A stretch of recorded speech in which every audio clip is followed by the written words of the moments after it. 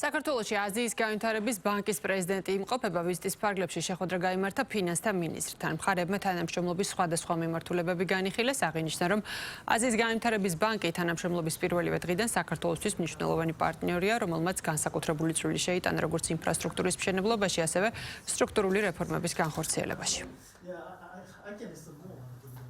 განვიხილეთ შეხვედრაზე ყველა პრიორიტეტული მიმართულება, სადაც აზიის განვითარების ბანკის პრეზიდენტმა გამოთქვა მზადყოფნა, რომ მნიშვნელოვნად გაიზრდება დაფინანსება ყველა არსებული მიმართულებით, რომელიც მოიცავს როგორც საგზაო ინფრასტრუქტურას, ისე მუნიციპალურ ინფრასტრუქტურას, ასევე ინვესტიციებს განათლების სექტორში. საუბარი მქონდა მსხვილ ინფრასტრუქტურულ პროექტებში ჩვენი ჩართულობის შესახებ, რაც შუა დერეფანში საქართველოს პოზიციის განმტკიცებას ისახავს მიზნად. საუბარი ასევე შეეხო ტურიზმის სფეროს განვითარებას და ქვეყნის რეგიონულ როლს, ადგილობრივ ვალუტაში ხელმისაწვდომი დაფინანსების მექანიზმებს, კერძო სექტორის განვითარებისთვის კაპიტალის მოზიდვის გზებს და სხვა საკითხებს. საქართველოს ეკონომიკური განვითარებისა და ხალხის ცხოვრების ხარისხის გაუმჯობესების იდეის ერთგულნი ვრჩებით.